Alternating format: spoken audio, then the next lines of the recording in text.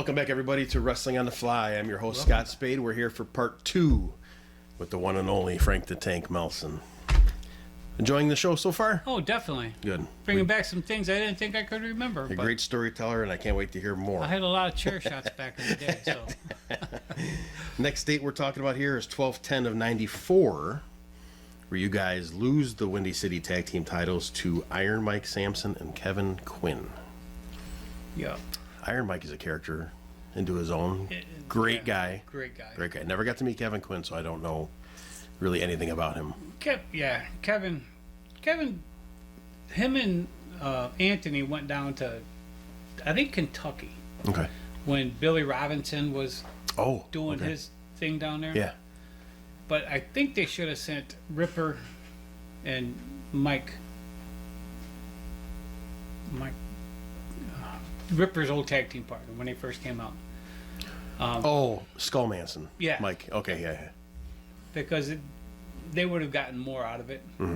And I think with them coming back and doing that, I mean, they went down there for a couple of weeks and came back with ideas, but still they weren't as big then as they are now. I mean, body wise. Yeah. You know, and Ripper was starting to get out, and then Mike was,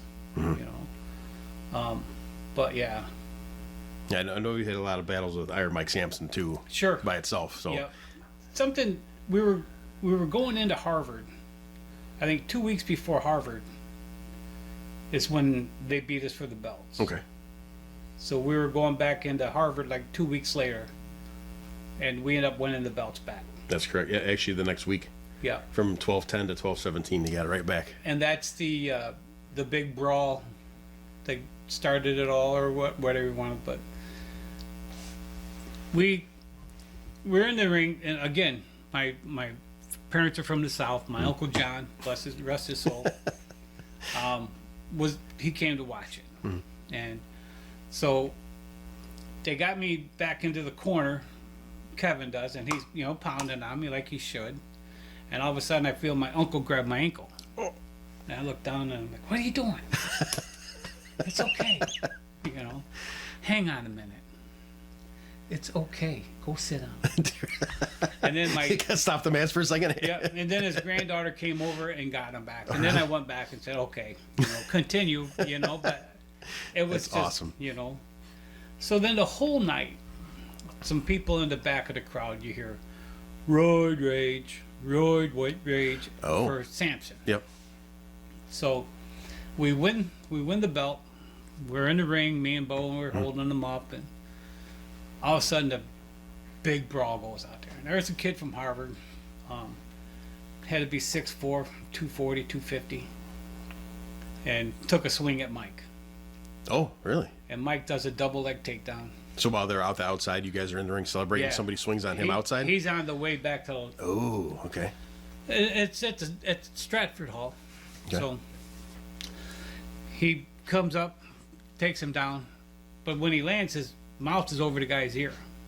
So he just bites down on it. Oh, really? So me and Bo throw the belts into the middle of the ring, and we come flying back there.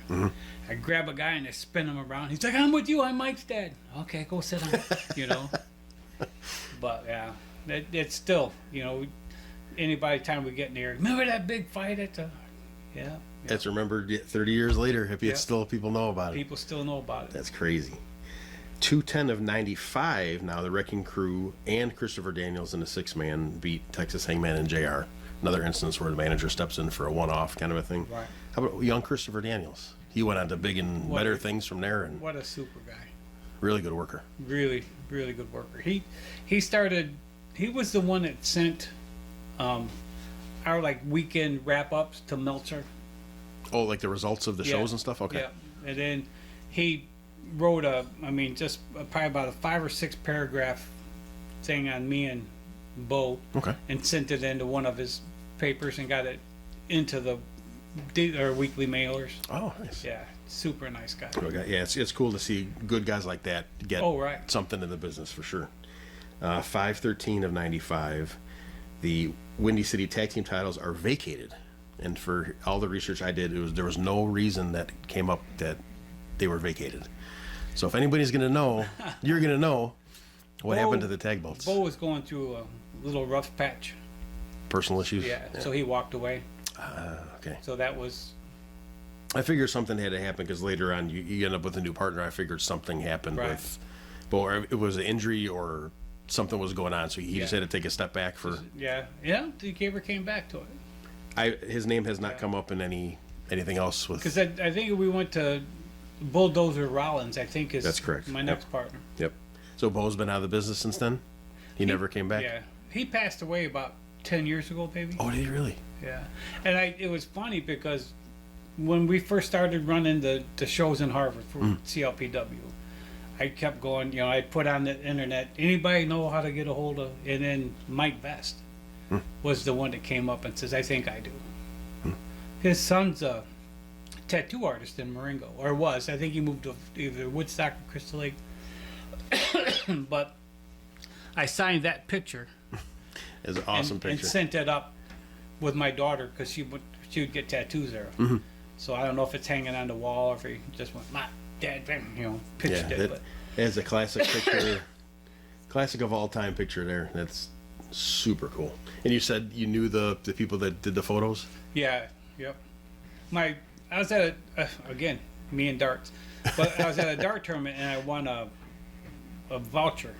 So I gave it to my mother-in-law, and her husband, father-in-law, went and got pictures made. And then, again, next to nothing that they cost us. And then the girl that I played darts with worked there. Oh, nice. It's nice to get the hook up. I mean, my daughter was little, so you see that, I was Windy City champ at the time, so she's picture of her holding the belt on my lap. And, Nice. Very nice. 6/18/95, a team called Overkill defeats you and Brandon Bishop. Do you remember who Overkill was? I do not. Christopher Daniels and Kevin Quinn. That was Overkill? Did they have more than 2 members? I don't think so. Just them by themselves? I know there was a couple of factions going on at the time. But yeah, they hooked up and were called Overkill for a little while. And how about a young Brandon Bishop? One of my early buddies in the business. I did a little feud with him about a year and a half in, did about 6 months with him. It's one of the nicest people I have Super. ever met in the business. Super nice guy. But he's one that went from real little to, decent size. I'm not saying why, but, but, yeah, he was always respectful. Yes. And he was the lightweight champion a couple of times. Yep. So, I mean, again, everybody thinks that the belts are a gimmick, and they are, but it's a prop. Right. But you still got to be thought worthy Exactly. to have that belt put on you. Couldn't agree more. It does mean something to us a little bit, but Sure. yeah. If you're in a company and you just want to go every weekend and wrestle and go out, let me go in there for 10 minutes in the first match, I'll go home. Right. Or do you want to be in the main event? And do you want to, have stuff written around you, not for you, but around you? Well, we can do this and have Spade run in and mess it up, and that sets it up for 3 weeks from now. Is how it's got to go. That's right. And that was the thing with us at CLPW in Harvard. We told the story that day, and we ended it that day, because we were just in Harvard. Right. If my thoughts were, if we went to Harvard, maybe to Alden Hebron over that area, came to Woodstock, and then hit like Union. Okay. So we could do it once a week or once a month, once a week at 4 different spots. You'd have a nice little Yeah, that'd circle be there. awesome. Nobody would have to go far. Everything would be there. And no other companies do that either, so you'd be unique on that. Right. Yeah. Oh, that'd be awesome to have a monthly Yeah, show like that in every different town, and that'd be great. Ideas for the future, guys. Ideas. 10/21/95, a TV taping. You defeat Mike Anthony. Well, actually, it's a double DQ. Is the finish for that match. How was Mike Anthony working with? It was all right. Yeah. But this is my Terry Allen story. From this match here? Remember, I told you Yep. I had a Terry Allen story. Yep. I had it in my notes later on. So here comes Terry. I even warned him ahead of time. Terry, here it is. Because when I told him, he's like, uh-oh. So get ready, Terry. But, okay, so what year was that? 90? This is 10/21/95. So Almost exactly 30 years ago. Terry hasn't been in the business very long. at this point. Yeah, right. His first match was in December of that year, so he was in the training process. Yeah. So with Windy City, when you're in a training process, you're good for battle royals to get thrown out first, second, third, or pull aparts. Okay. Okay. So that match, me and Anthony are doing a pull apart. So we're in there, and again, you know, I mean, I'm probably 6'4", 410 pounds at that time. They come in, there's 4 guys, 5 guys that grab Anthony and pull him off me. Okay. And Terry stands in front of me and puts both hands on the ropes. You're just himself holding you in the And corner. I'm just going, pick him up, set him off to the side, and charge. Yeah. I get back into the locker room and Gretchen's going, I can't believe he was trying that. But it was just, you know, God bless him. Yeah. He's got the balls enough to try that though. I think that's his. He has no fear too. Right. Yeah. Back then, I mean, you heard the stories of him and Ripper, you know, when I can't Yes. go out with you because I'm, you know, Yes. I'm not old enough. But Yep. yeah, back then, all he heard was separate him, hold him back. And that's exactly what he did, you know, but it's just like, you know, and do the charge. Get out of my way. I don't know if I try it with him now, but Yep. You know. He definitely taught me a lesson on being one of the hardest punch throwers I've ever felt my entire life. And he's got me to like working snug. Because before that, I never experienced that until I bet a Royal. And he started lighting me up in the corner with punches. And I'm thinking, what did I do wrong? Why is he right. why is he beating me up? Yeah. I'm like, oh shit. And I remember telling Jimmy in the back, I'm like, did he say anything to you? Did I do anything wrong? Right. And then he's like, no, he just wrestles that way and don't worry about it. It's okay. And I was like upset that I right, you know, well, did something wrong. Yeah, and then he actually called me like later in the week. He's like, so I hear you complaining about my punches. I'm like, no, I'm not. wondering. I was so embarrassed. I'm like, I'm not complaining. I just want to know if I did anything wrong. He's like, no, it's just the way I do it. I like it to do it, you know, because that's the way I was trained. The Windy City, that was the Windy City way to do it, to lay it in there and make it with me, believable. And I told everybody across the back, across the chest. If I don't feel it, I won't sell it. And I don't care how big you are. right? You know, Bundy could hit me in the back. And if he tried to do that and I didn't feel it, I wouldn't sell it. You know. But again, you know, when I brought it down across your back, if I held your head, you were to stay there for another one. Correct. If my hand came off it, you better go flat on your stomach. Or I will make you go flat. right. 10/21 of 95. Again, same day. You did 3 matches on TV tapings that day. The first was the Mike Anthony pull apart. Then you and Haystacks beat a team called Bad Influence, which is Black Hammer and Spike. Right. So now that's the beginning of a nice lengthy feud that you guys have Right. with that tag team. How were those guys to work with? They were raw, but I mean, Terry Allen or Terry, is it Terry? Alan Squires is. Oh, Alan Squire, yes, Yeah. is the Black Hammer. He's Yeah, the correct. Black Hammer. Yeah. I mean, do anything for. I mean, there's times that you know. I mean, in the first couple of times that we did it, we really didn't give him anything, you know. But I always did the thing with, like, I'd be pounding on him, and then I go, okay, I'm gonna, you know, no sell this headbutt. You know, then I headbutt him, and then I'd stagger back, you know. To now celebrate that, you know, you fucking had a harder head than I did, you know. It's just easy stuff like that. Yeah. But the one match, Spike, they were gonna beat up on Haystacks, so they came in and knocked me. So I'm selling over in the corner, Okay. you know, just laying there.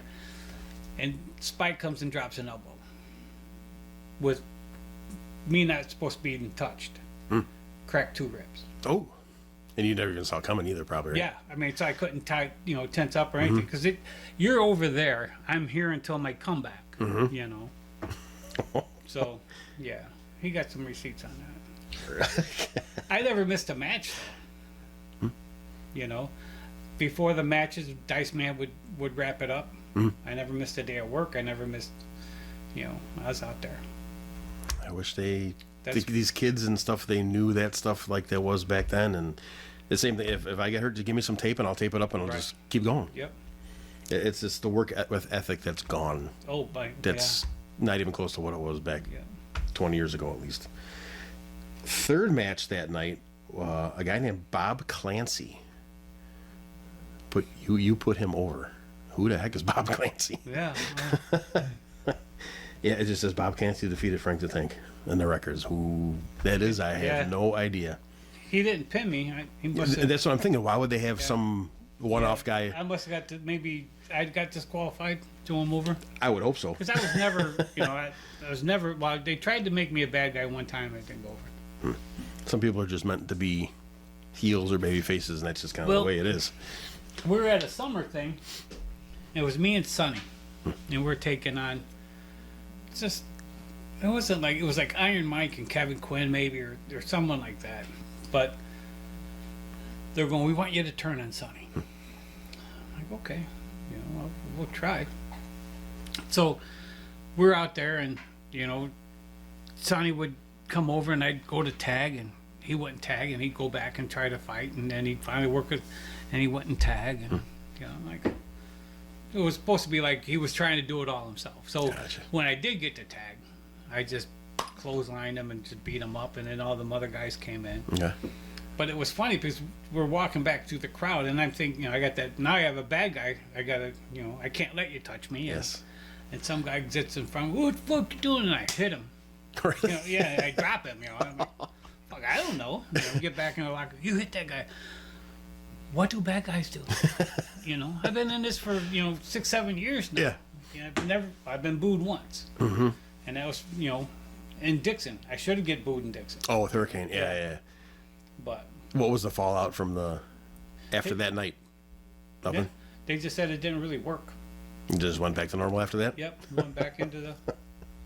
The next time you're at that same place, you go find that guy. Oops, sorry. You deserve it. Don't touch wrestlers. Well, especially back then. Yeah. Yeah. Battle of the Belts number 8. It's 5/11/96.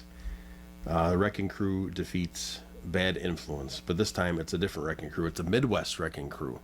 Your new partner is the Bulldozer Rollins. Where did Bulldozer come from?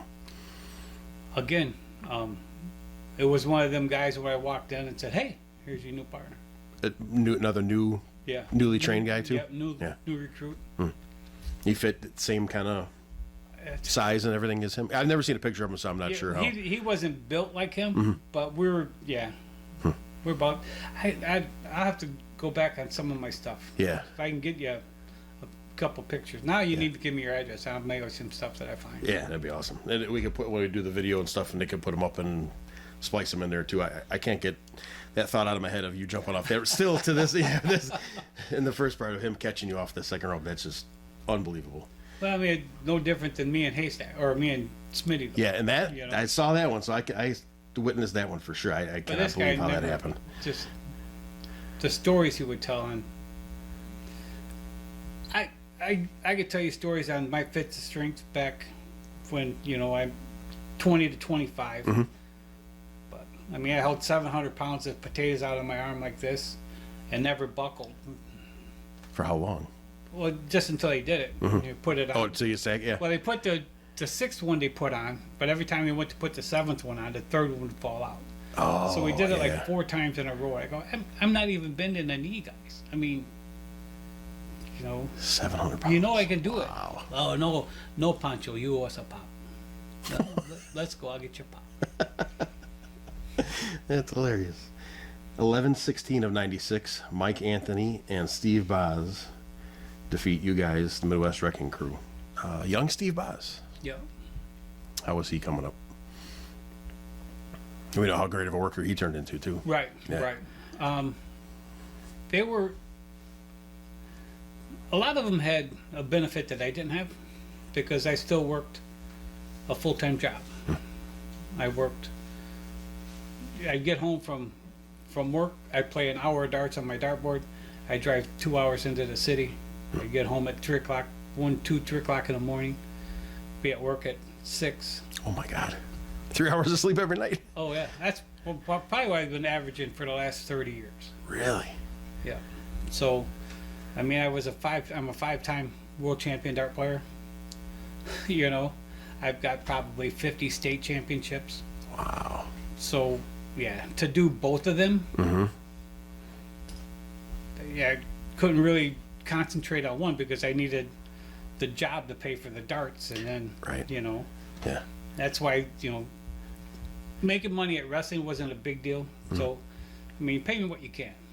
You know, I'm not gonna take nothing, but especially, you know, I'm the champion. I've seen some of the checks that were written out to different people, you know, that were double mine. But Yeah, then you kind of question, like, what's going on here? But Yeah. I'm like, you know, these guys are in 4 or 5 days a week. You know, I come in twice a night, maybe, or twice a week, maybe. Just I'll do what I do, and you give me what you can. Gotcha. You know, I mean, it was the name thing that, you know, that's why the belts meant a little more to me. You know, that, I mean, you're not paying me anything, so give me some props. True. Yeah. That makes sense. Yeah. Very good logic. I agree with that 100%. 12-7 of 96, the Midwest Wrecking Crew beats Mike Anthony and Steve Boz for the Windy City Tag Team titles for your third reign.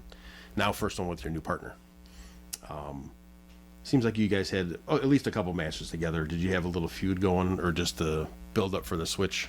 Just a build up for the Okay. switch.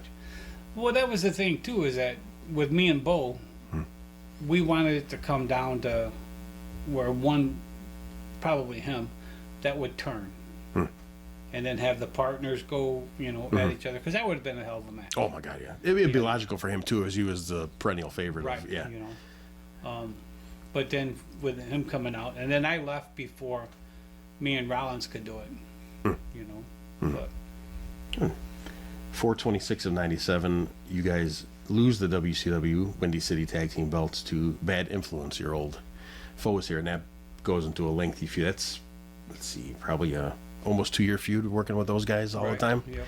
Yeah, at the Mr. Bill show, Black Hammer guy was there. I don't remember if Spike was there or not. No, Spike was it. Okay, yeah, Black, he was a really cool dude too. Oh, he, yeah. he hung out with the Brotherhood guys too, And and his seemed like a really cool guy. kid is as tall as him, but I mean, it's big around as my leg, but you know, it's still, he's a black belt in Oh, karate yeah. too. The kid is. Yeah, I think he was Colorado. He lives Yeah. out that way now. Yeah, he's a good dude too. I like hanging around with him and talking to him.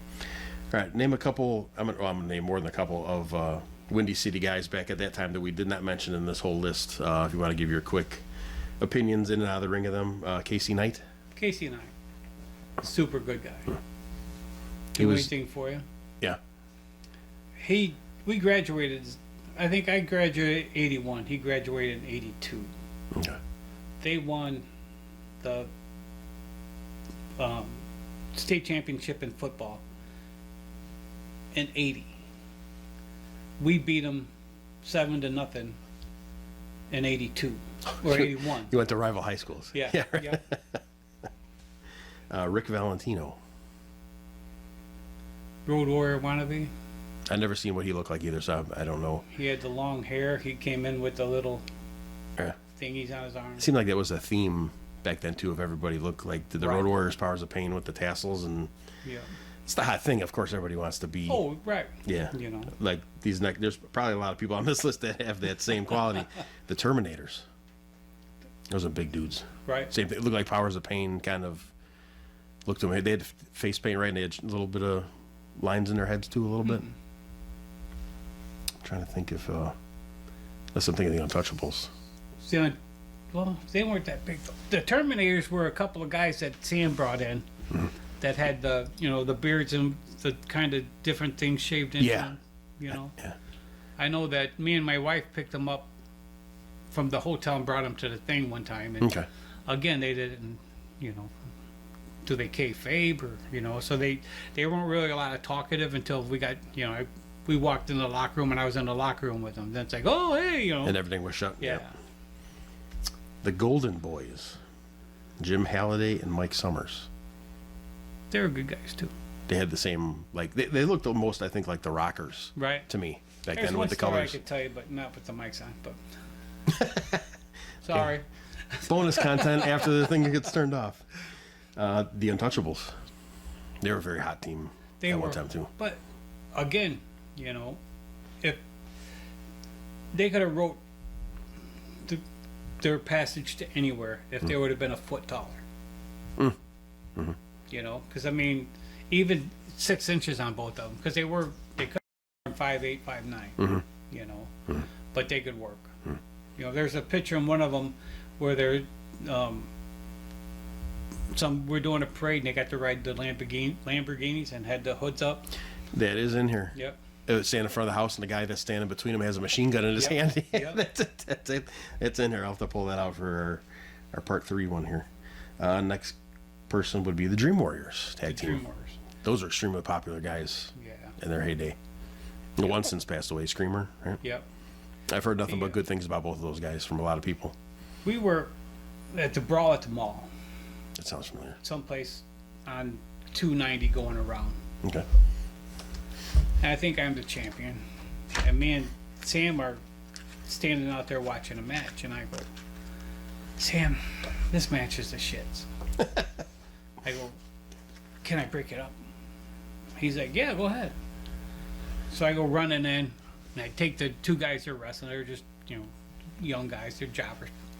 I throw them out, and I grab Brood, and I go, Sam, I want you to leave. And I throw him onto the rope. But now, Screamer was I think Screamer was the bigger of the two. Yeah, he was thicker, yeah. Yeah. And the other guy was more kind of ripped and cut, Yeah, yeah. he was probably 260, 280 at the time. Yeah, he's big, pretty big. So we're in the middle of the ring, and I grab him, and I go, Sam, I want you to leave. And I go like this.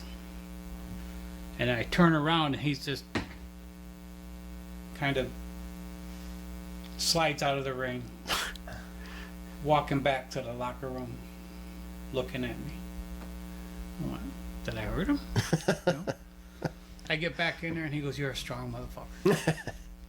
From the middle of that 16-foot ring, when I grabbed him and went like that, he didn't touch any of the mat until his back hit the turnbuckles. Really? Yeah. So again, you know, I don't know how strong I really was, Yeah. but I knew I was strong because he's just So in that moment of adrenaline going too when you're out right, there, yeah. Right. Candy Divine. I loved her. She smelled like roach spray. What? It smelled my perfume, but it smelled like Raid. Really? I mean, it's just, but yeah, she was always talking. She did a lot for, you know, Andy. She was great. You with hit the next one right away, yeah. That's the next one, Andy Austin. Andy was, I don't know. I went to look her up just recently for all these things. I just found out she passed away in January, Yeah, the beginning of this year. she was. We were there and we're working out. A couple guys are working out on the thing, and they got like 135 pounds on it or something, maybe even a little more. She goes, "Can I work in with you guys?" And they're like, "Well, yeah, let's take it down." She goes, "No, what you're doing is good." She just started pumping it. So we're in practice one day, and no one could get the body slam. You know, look, you know, just go up. You know, I go, Andy, come here. She climbs in the ring. I go, body slam me. She goes, what?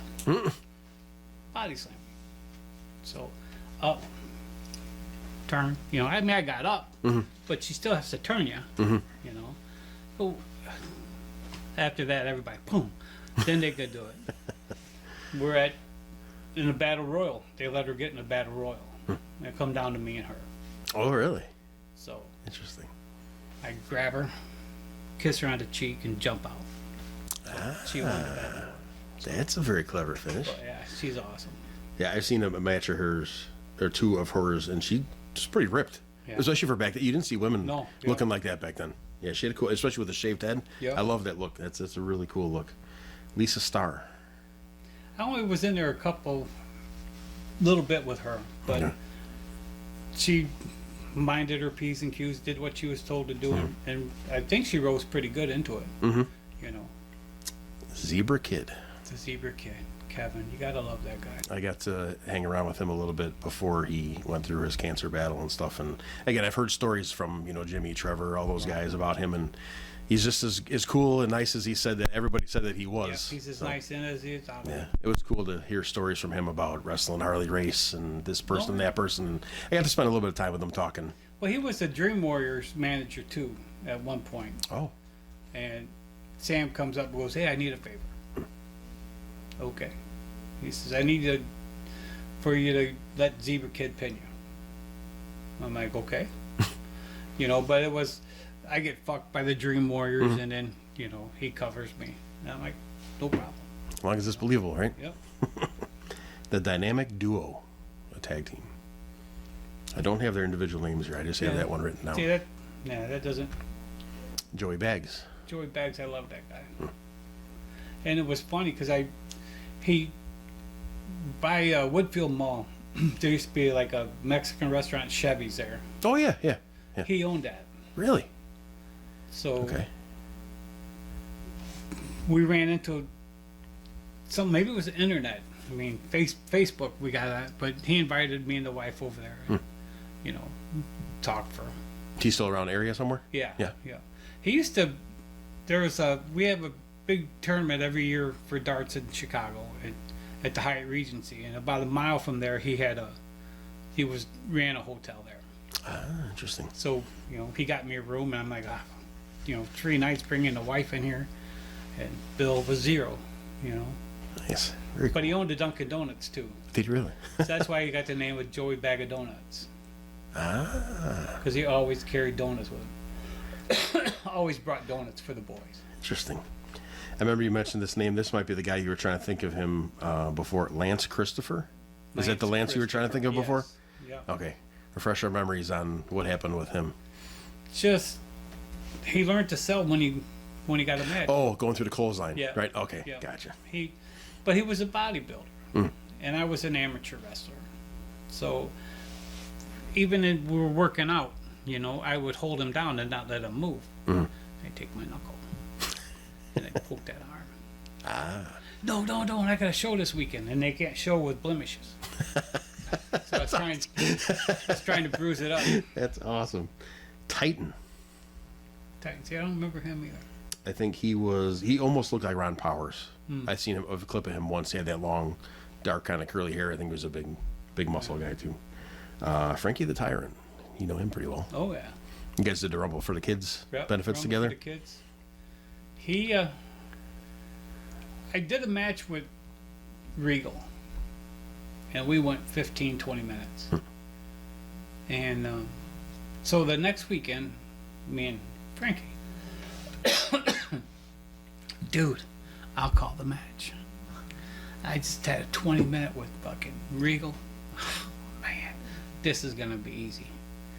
3 minutes in, 15 clotheslines later, we're just huffing and puffing. About 4 minutes in, I'm going to pin you. Let's go home.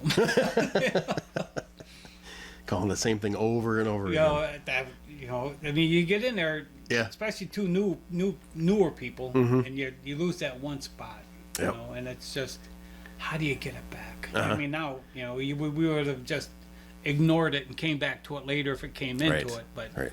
I mean, to try to get that one spot, and then you get up and you try to do it again, and they fuck it up again, and Almost makes you panic when that Right, happens at the yeah. same time. Yep. Ronnie Lotz. That guy could talk. See, I don't remember him. Manager, goatee, long brown hair. I think he had an earring too. He managed. I think he had something to do with the Untouchables at one time, not Windy City time. I thought he was the one that got Dream Warriors a couple bookings or something like that. Didn't he get Dream Warriors? I thought he was with Dream Warriors. Could have been. And he's got a barbecue. Hardcore Craig was telling he's got a barbecue restaurant in Berwyn, Cicero. He was a manager in that for maybe a couple of years or so. A little smaller guy. Johnny Mercedes. One of the best. I've never heard anything besides that about Johnny, him. Do anything you told him to. Johnny, you need to get beat by that girl over there. Okay. Let me go have a smoke first, and I'll come back. Wouldn't even think twice about doing nothing, huh? No.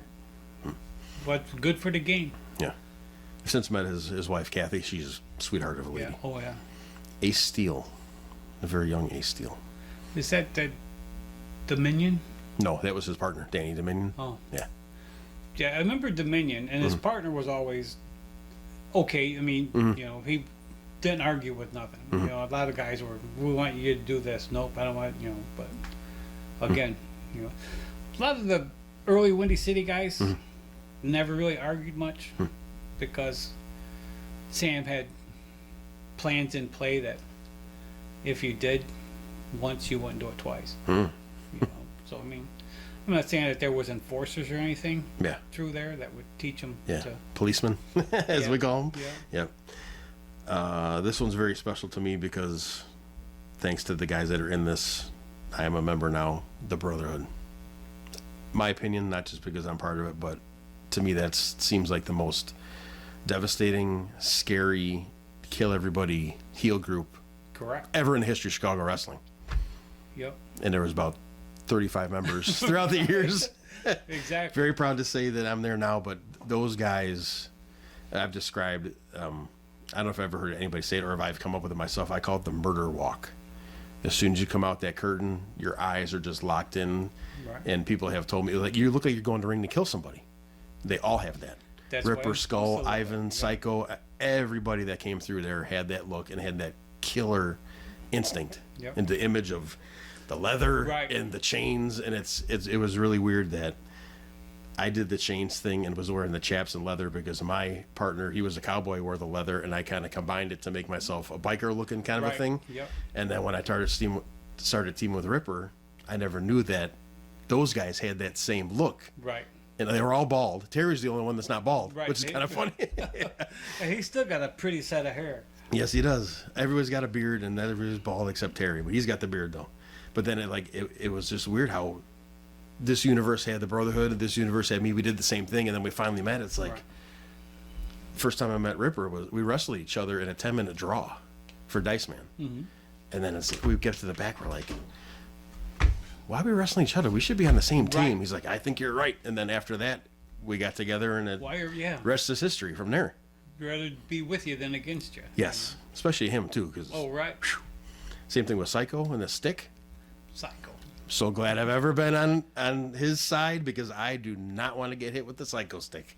We're There's so many stories about the Psycho stick. we're in that one where we did like Indiana and then Cincinnati or that area. Well, one of the two is a battle royal, and so it's me and Haystacks. We're tagging up, but so it comes down to where they get Haystacks out, and I end up winning the battle royal. So now we're fighting all the guys outside because none of them go to the back. So we lock arms and we're pushing like 10 guys back into the thing. Well, Hammer and Spike are there. Frickin' Haystacks gets the Psycho stick and just starts whacking people. Well, what we didn't know is that Alan had hurt his back and was laying there. Well, you know, we thought you were stupid enough not to run with the 6'10" guys walking at you with a Psycho stick. So he hits him a couple times, and I pull him away, and they get him into the back, and we get back there, and they start yelling at Haystacks. And I'm like, whoa, wait a minute. He never said a word that he was hurt, you know, any kind of a thing. He just laid there on the stage because he had to go up because the ring, the stage was that high, so you know you could go from the stage into the ring. So you lost to one side, but you wouldn't have to go outside. Okay. And I go, you guys tell this guy to act like a freak, and you bill him as some big freak, but yet when he acts like it, you know you're gonna yell at him for doing what you told him to do. You know, all he had to do was just put up his hands, and you know, we'd have walked away. You know, but yeah. Yeah, I had one experience with them. It was Ripper and I and Psycho in our corner against the Twin Turbos, and he hit one of the turbos in the back with that stick, and it makes me think of the story you told me with the chair. It sounded like a gunshot. Right. It was so loud. I remember going, "Oh, glad I'm on his team." You know, I'm so glad. And that was the thing. The rule was always, don't mess with anybody if you're a manager. Don't mess with anybody in the crowd that your guys can't take. That's a very good rule. You know, I mean, if you go out there against a monster and a guy, and you got a couple little bitty guys that you're managing, you're dumb. Yeah, they're not going to protect you for nothing, right? That's a good point. That's good advice. Brett Sanders, next name. He's another guy I don't know really hardly anything about. Yeah. He was one of the ones that was filler. You can beat Trevor this week, but Anthony's gonna beat you next week. Okay. Type of. Does it mid card just goes with whoever? Yeah. I need you to, win a match that didn't really happen. We'll give you the belt, but you're gonna get killed by the next guy that. Okay. But he did go up. He was bad boy Brett Sanders, I think, there for a while. But it's like people that wear muscle shirts or like the wife beater shirts type thing, and their arms are this big around. If you're gonna wear a shirt like that, shouldn't you have somewhat bigger arms? I mean. Yeah. Yeah, but I gotta hide my arms then. No. again, I mean, if you're gonna, like when the Undertaker came out as a badass guy, I mean, you're gonna believe that he could handle him. Oh, absolutely. But when like the Mike Mass guy, I mean, I don't know if you could beat up the little guy. Let alone you want me, Right. Yeah, I don't know you. Yep. Yep. I mean, people have seen me, body slam. I mean, I was the only one that ever body slammed Haystacks. All the matches that me and Smitty had, me and Tiny had. Yep. You know what I can do. Yeah, for sure. So until I see what you can do, I'm not really going to put you up on that pedestal. Right. Yep. The proof is right there. You got to see it to believe it. Thank you, Don Chu, for making our custom Wrestling on the Fly coffee mug here. Got the picture here for you too. The one you were talking about. I'll give you a shot first. Oh, right. Of the Untouchables. Yep. With the Lamborghinis. But see, I mean, you get those two as tall as that guy, they'd have been anywhere. But they were bad. They were bad boys. I mean, Sam and John Eli, Mad Max and Superman. Okay. That was one of the best yes. international amphitheater matches. I saw that again. I researched a lot of this stuff, and one of my favorite matches that I saw in that whole run was the Untouchables coming in the big mobster limousine with the suicide door, and they came out, and then to get the Max Brothers coming out with the whole biker club next to them, and that was John's club. I was told club. right by I think Terry told me that, and then they're all coming out on motorcycles and stuff. I think I'd love to mention that to people if we really get this brotherhood thing coming back. Oh, right. To do that, I think that would fit. We really, went down really to cool. Kentucky for a match. So I leave work at 1 o'clock. I drive to Kentucky. I get there at like 7:20. I wrestle 30 minutes, turned around, drove home, went to work. But now, so Eli comes in, he drove his bike, or rode his bike down there. So he takes off his vest and takes this gun out and takes this gun out and lays it out, and then takes this gun out and takes this gun out and lays it there. And I mean, strips down, and I'm, Jesus Christ, dude, put your wiener away. I mean, I don't need to see your Prince Albert, But he had to leave. He had to leave Chicago. I mean, that day, because there was a rival gang member, and he was on their list. Oh, so they were looking for him, huh? Yeah. So he's like, I go, well, that tells you why you're, got 15 guns on you. Holy. But so it's the people that play biker. Yes. And then the people that are biker. I knew a guy that would always wear a leather jacket. Always go into biker bars. You don't own a bike. You don't, So they go, well, so what kind of bike you're like? You're like, oh, I don't got one yet. I don't want to get one. So, I mean. Man, first the cut off shirts. Now I got to take my leather vest off because I don't have a motorcycle either. Yeah. Oh, man. Got the crap, it's a wrestling gimmick. Right, But, yeah, that's my excuse. It's a wrestling gimmick. I've had a lot of people ask me if I ride. I'm like, no, actually, I don't. It's just my wrestling thing. Every person that I see, what kind of bike you got? Yeah. I just see like the tattoos, and they automatically assume, yep, you ride.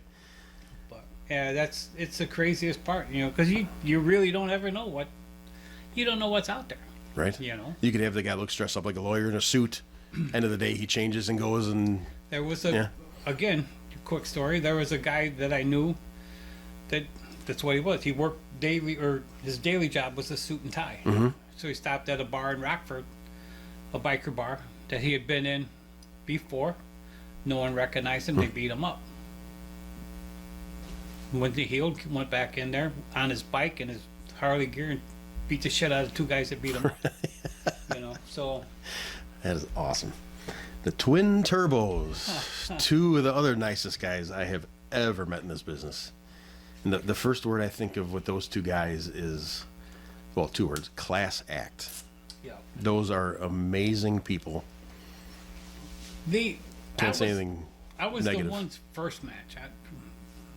I mean, just look at the other one. They're the same. Larry and Steve. I know, it's like so many people, I can't tell who's who. I'm like, that's Larry, that's Steve. It's easy. But we've been around them long enough to know right. who's who. If I ever had identical twins, I'd have put a mark on one of the hands. I guarantee I would have. But I was one of their first match, Okay. and I just squashed him.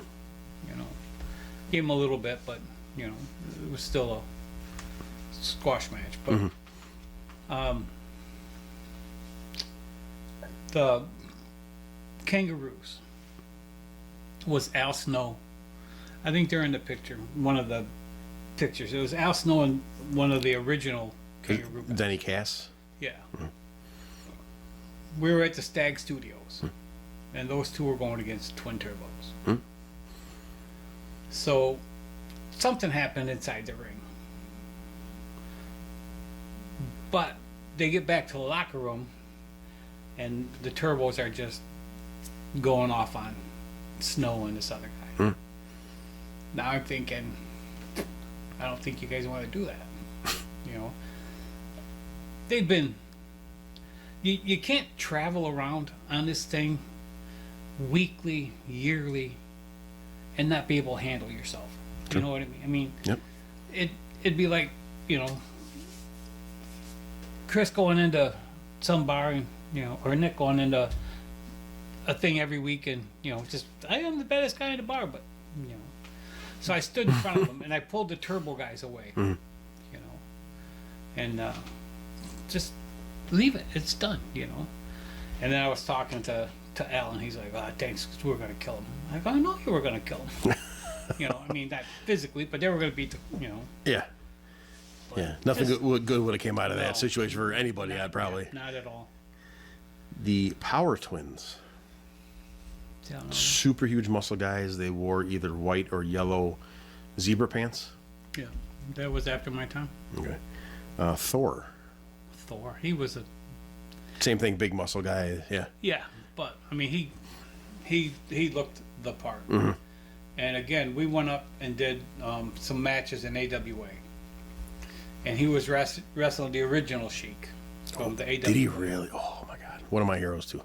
Greatest heel of all time. But so I did, me and Tarzan tagged against the Patera and Ringans, and then we tagged against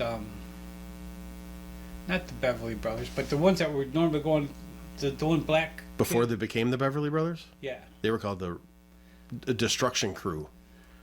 There was a black kid and a white kid that were a tag team that were pretty. Ricky Rice and I can't remember the other guy's name. But we had the move where they were gonna let me do mine, because I had a move where I would beat you down, and then I'd hit the ropes and then I'd clothesline you from behind and take you straight down. Okay. Until Tarzan, they jumped up and you're supposed to run underneath them, and he hit the guy's leg and knocked him. So then the match was done. They just beat him up and pinned him. But Oops. with Thor, they get disqualified. So they get outside, and the Sheik starts doing his scratchy, and Thor says, "Don't." And so Sheik hits him, and Thor just turned around, and wham! So they were legitimately throwing punches around the side. So again, you know, be able to handle yourself, and he handled himself. Yeah. That was Gagne was supposed to wrestle some guy. He goes, I got this great gimmick. You can beat me with this. Guy's like, what? He goes, look at this. He could lay down and pull his, like out of his stomach, bend his knee up, and you could take his knee and take it all the way to the ground. Oh. He says it doesn't hurt. It's just, So that was the finish. Guy, and you just kept that until the guy, That probably horrified a lot of people. Like he's going to break his leg off. Yep. Wow. That's some of the bigger names that Windy City used to bring in at the time. The original Midnight Express. Dennis Condrey and Randy Rose. They're the first tag team champions, by the way. Yeah. Again, being outside, coming into a small, you always have that look down upon. I was this, and now I've been brought down to here. But any of the boys that went and talked to them, they were, there was a few people that I took Johnny Stewart's advice on, and just stayed away from. I could care, Yeah. I don't care who you are, but Yeah. those are one of the ones I was, I'd do the old, do the little grab the handshake with them. Yeah. Let them know that everything. And and even I try to do that now, and I feel weird, even I know. I'm like, is that still a thing? I know. All the kids say don't. I still do the same thing, but then you see somebody that tries to. The harder they do it, they try to make themselves look tough by doing it. It's like, dude, just ease it up, because you feel that, and that's how they're going to work in the ring, and you don't want to have that. Ken Patera. He was great. I've heard mixed reactions on him if he's drinking or not. I know he was kind of. When is he not? A fan of the beer, yeah. We were driving around, and we're having a press conference on one of the things, and he's like, orders a screwdriver. He says, throw an extra shot in there. And the girl brings it up. He wouldn't put an extra shot in it. Well, get me one on the side, you stupid. That sounds like him. Yeah. He didn't care what his mouth said. Again, I got a story, not on here, and it ain't going on the podcast. It ain't going on the extra stuff either. Yeah. So we have an extra story to go to. Cowboy Bob Orton. See, I was gone before he came in. Okay. Terry Gordy and Bam Bam Bigelow had the very first ever battle of the Bam Bams. Yeah. Bigelow was great. I mean, we did the Battle of Belts in the summertime. It's hot in the International Amphitheater, and he goes, "This is what you guys do. Listen to me." And he would take his uniform and get it in cold water and have it put it on wet. And then you stayed cool, and as it dried, That's good. Yeah. Gordy has to be the ugliest person I've ever seen in my life. I mean, but they had a great match, and again, when you're that big and coming in, you're nice to everybody. You should be nice to everybody until they give you a reason not to be, because if it's not for them people that are in the locker room with you, there's not a spot for you to come in. True. So It's just like the TV matches where the jobbers are a lot more important than people think of, because they're the ones that are actually making those guys look good too at the same time, even though they're there just to do a when Al job. Snow came up with the thing of pin me and pay me. Oh yeah. The job spot. I mean, that's the greatest group that's out there because of the fact that if it wasn't for them, Right. you can't have me and Tiny going at each other every night because it just doesn't work. That's right. All right, we come to a different company you actually go wrestle for now called Universal Wrestling Alliance. And that was run from 98 to 2001 by a guy named Mike Schwenk. Did I say that name right? It was 2/3 of 2001. You team with King Kong Bundy, defeat Ronnie Vegas and Tiny. King Kong Bundy is one of the funniest people I have ever been around in my life. That was the very first big name guy that I ever got to wrestle for Eric Freedom in Michigan. And seeing him sit with a shirt off it was in high school, on the bench in the locker room, his back was as wide as this table. Every bit. Could not believe how huge he was in person. Every bit. Super nice, really funny. So that match was in Union. Okay. and I lived in Union. So it's at the Wild West town. Oh, the train. Okay, No, yeah, the yeah. Wild West town. It's separate from the. Is Yeah. the train museum? Yeah, it's a Okay. train museum. But the Wild West town is like if you're coming into Marengo, Yeah. it's right off to your right. Oh, okay, that's right. Yeah. Um, Been a while since I've been there. So they come up and they go, "Hey, Chris, can you attack him?" What did I do? Well, we just want him to turn on you. Chris goes, "No. Well, that's what we want." Are you the hometown hero? Yep. Why would I do that? I got a table full of merchandise out there. Chris is King Kong Bundy, by the way, for folks who don't know. Yep. How are they going to buy my stuff if I beat up the hometown kid? You know? Smart. You get the right idea, Chris. So, again, I'm 6'4". Mm-hmm. We walk out. He's got his hands on the back of my shoulders. Oh, yeah. Walking out behind me. And I got broad shoulders. Mm-hmm. But, I mean, yeah. We come out, they announce me, and wow, dude, you're over. Yeah. Damn, dude, I'm the hometown favorite. But And they wanted him to turn on you. Yeah. Let's go logic in that. well, he did one for us, I think, with Brandon Bishop's group. They wanted to put a belt on him, Oh, and he's like, no. They were like, well, why? Because I'm not going to drop the belt. I told you when you brought me in, I don't do jobs. The belt gets put on me, I'd have to do a job. interesting. Not going to do it. Who's gonna beat him? Right. Yeah. Sheesh. You can't have 5 guys go against him, and the one guy that pins him gets the belt.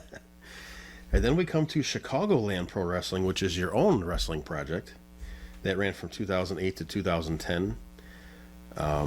Explain the process of running your own company Well, and all the hard work it takes too. right. Well, my nephew bought a ring, so him and his buddies, Nathan Pepple, by the way, is my nephew. Okay. They would go, and it was in his mom's garage, his garage.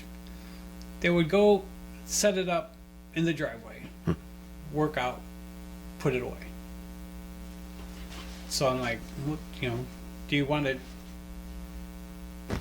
Hey. Do you want to try and get a? There we go. There's a vintage Oh yeah. CLPW shirt right there.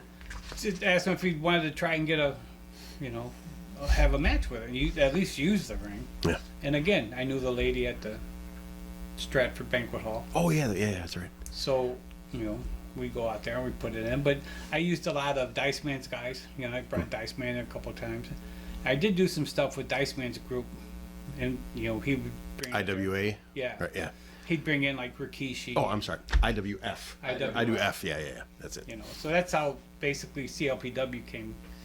Because I wanted, the younger guys. I didn't really...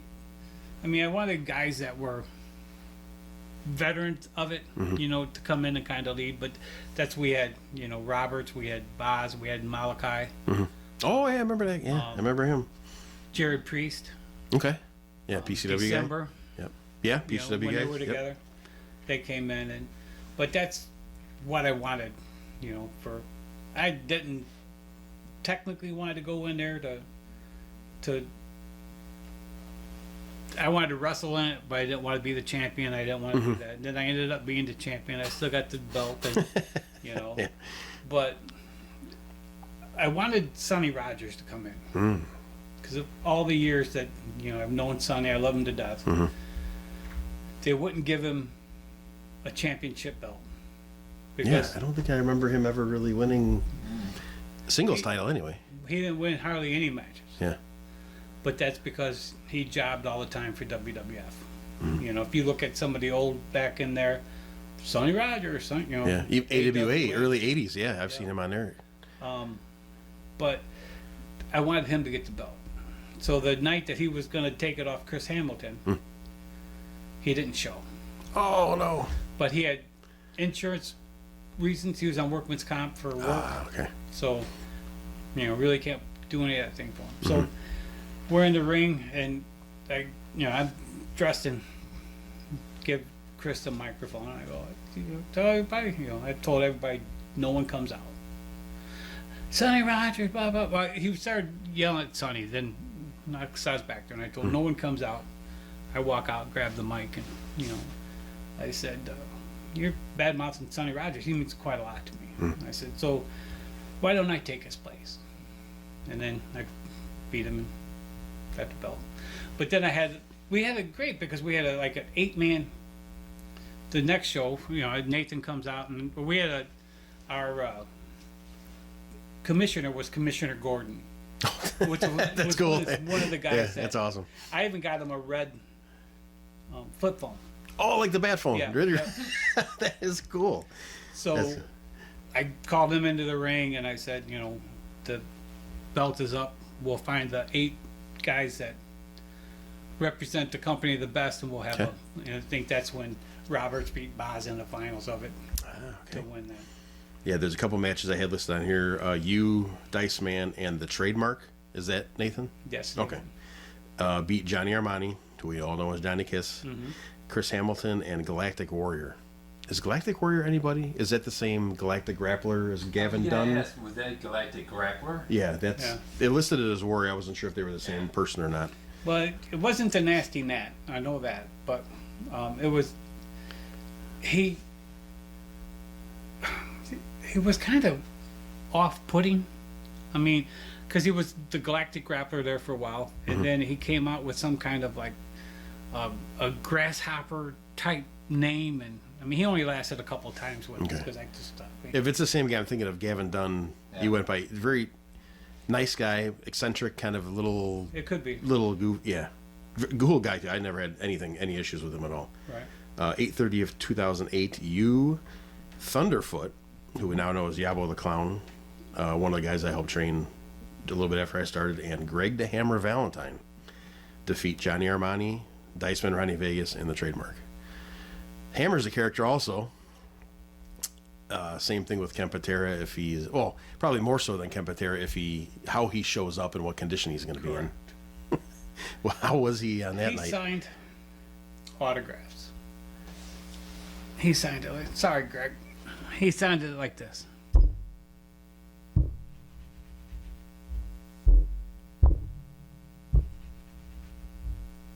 Just didn't want to be there, kind of a thing. It's just they laid it down, they put it up. They laid it down, they put it up. We go out, we do the match. We get out, we're getting ready to pay him. Oh man, you ever need me, man? Just let me know. I mean, he was just. I'm like, where the hell was that out there? Yeah. He was doing a signing at the Boone County Fairgrounds, like a flea market. And I went, hey, Dice Man told me to tell you hi. Huh. Okay. That's it. Well, he said something derogatory, but Oh yeah. he's still with that, so and so. Yeah. I'm like, okay, have a good time. And just kind of, But like, Ronnie brought Rikishi in, and his brother Sam, who's 90% blind. I wrestled tagged with him. Okay. And he put his big solar or thing on whatever, the skirt on it. Let me wear that out there. Oh, nice. He's like, just don't let me go. And I go, just put your hand on my shoulder. Once we get to the stairs, I'll. But again, just. Interesting. Yeah. Very interesting. 1/23 of 2010. You defeat Ronnie Vegas in a cage match at CLPW. There's that cage match again. I wish I had more cage match. I only had one. Ever. So I want more. we got a lot of young guys in the end of thing. So it wasn't a first blood or anything. It was just, So come walking out, and I'm still outside the ring. And I always circled, shook everybody's hands. But as I'm coming back through, I went, grabbed the cage, and I just started, wham, wham, wham. And all the blood's flowing. Get in, win the match, you get back into the locker room, and then guys go, you're crazy. That's what it's about, boys. Yeah. It's the show. You know, it doesn't matter how you get to the end. It's the beginning of it to get to it. I said, there ain't a body in here going to walk out thinking that I'm not nuts. Yeah. We did one match, and there's a plunger, and the guy's bald headed. It was a, you know, bring your crap thing. Oh, like fans bring their weapons match? Yeah. Kinda? Okay. So there's a plunger in it. I took that plunger and went right on Is it, it? and it stuck. And it, He's going to. you know, and my brother worked with him at the railroad. You know, so I would just hit me with the garbage can lid. No, I'm not gonna sell it. Just when you hit it, drop it. So I give him my forehead, he hits it. I pick it up. I go, you hit me with this thing. I start just banging my head on it. Yeah, ain't gonna work, you know. And everybody's just going, what the? Again, you know. Yeah. It's just get out there. Yeah, taking him through that ride. Yep. You make one more return, at least documented here anyway, to Windy City before they close up at the end of 2010. 4/16 of 2010, Ripper Manson, Sean Mulligan, and Navy Blue, who I don't know who that is, beat you and a team called Gen Pop, which was Julian the Warlock and DOC.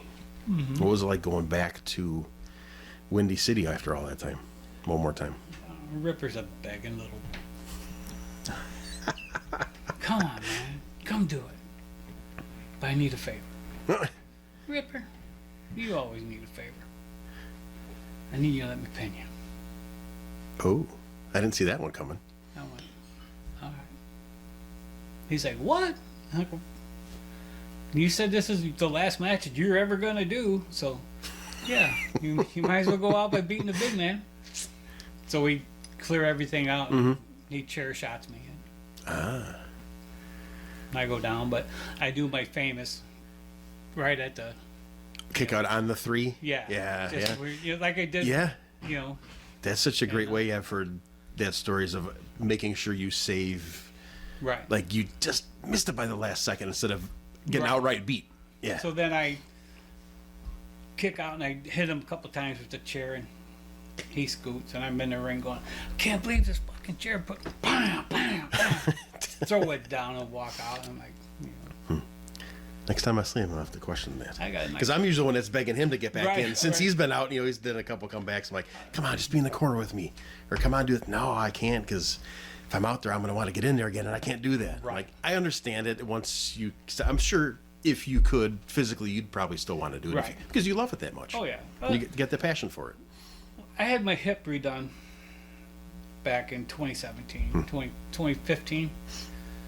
And I go in, and every time I tell the nurse, oh man, I'm going, when can I wrestle again? She's like, you can't wrestle. I go, look, I need to get back in, you know, get back out there. So every time I'd have an appointment, they would check it. It actually said, you know, may not start wrestling on my, you know, review. So the doctor comes in and says, do you understand what we did? I go, I understand perfectly what you did. And he picks up like a replica of the Oh, hip yeah, joint. yeah.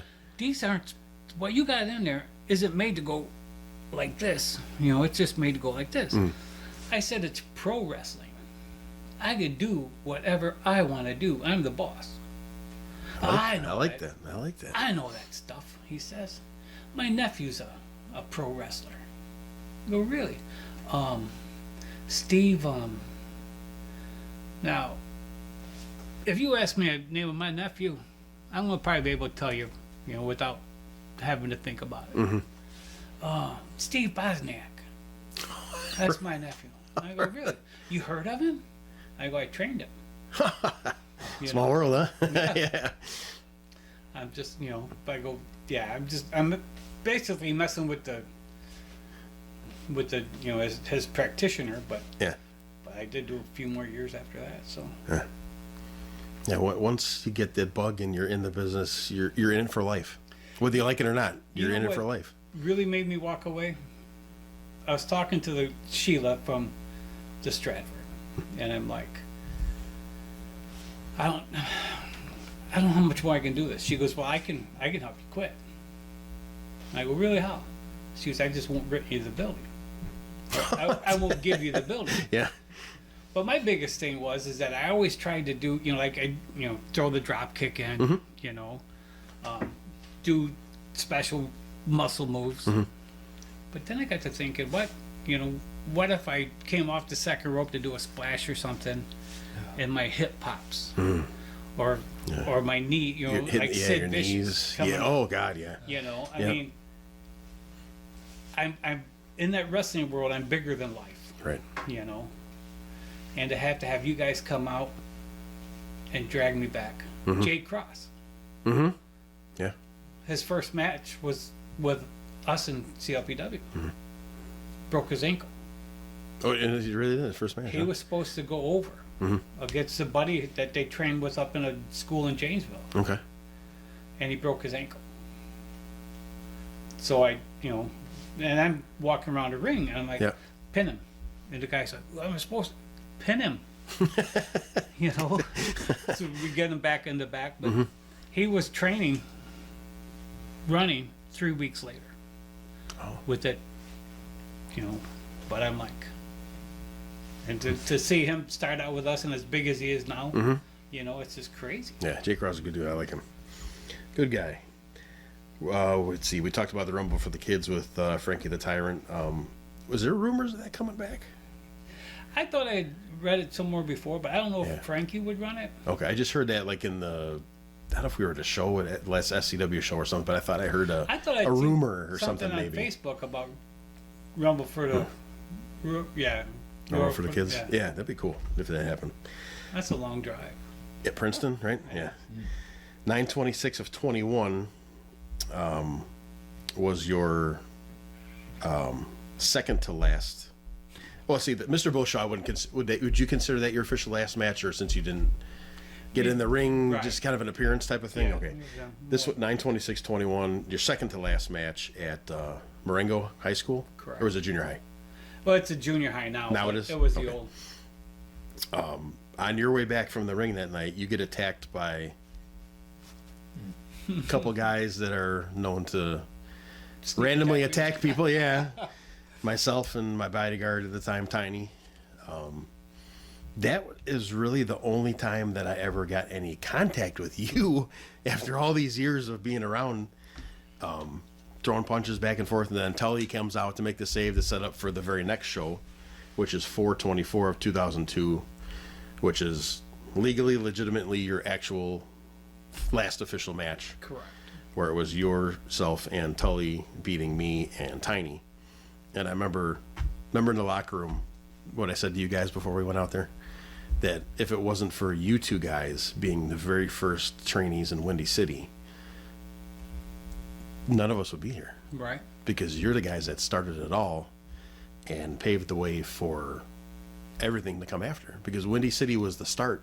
Oh. That was the top of the wrestling family tree, Windy City, and then right. PWI, PCW, CCW, CSW, POW. Everybody started breaking out. Everything comes from the foundation that you guys there was laid out. A couple, the grunge guys, Rocco Grunge and Public Enemy. Public Enemy. Okay. Ronnie would bring them in, So we were at a place in Rockford, the Tabala Shrine. Okay. And I heard one of them talking about Windy City, and his words exactly were, "You can't go through Chicago without going through Windy City. If you're coming through Chicago, wrestling wise, you're going through Windy City. Yep. And I'm like, did he say that kind of snarky, or did he, actually say, probably both, but it was true. Yeah. I mean, I wasn't there when the Von Erich girl came through Windy City. Lacey, I think. Right? Yes. Yeah. It was right towards the end. Yeah. Last year. Yeah. So if you look around, I mean, there's a lot of guys that are still doing Windy City. The Turbo's been out there forever. And they're still putting on a great show. Yeah. Great. It's good to be the boss to say that. What I'm going to do and what I'm not going to do. Yes. But they don't treat it like a boss. Okay? I'm going to beat you tonight, but we're going to have a hell of a show.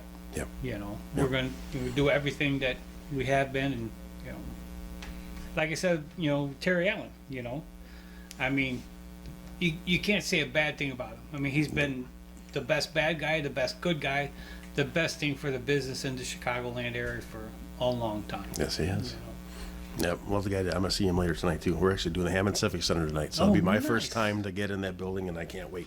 You ready for part 3 coming shortly? Yeah. The end of our match list. We're gonna get real personal. All right. So I hope you're ready, folks. This is the end of part 2. We're gonna have a part 3 with none other than legendary Frank the Tank Melson. We'll see you guys for part 3, Wrestling on the Fly. See you next time, guys.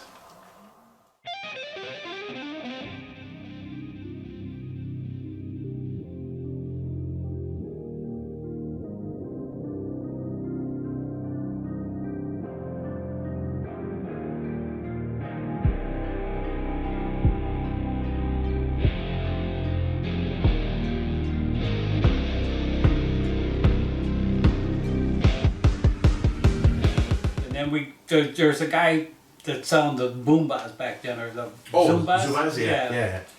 And he's like, no. I mean, he's just, you know. So I pick him up and slam him on the table, and there's blood all over his things. And he's like, oh.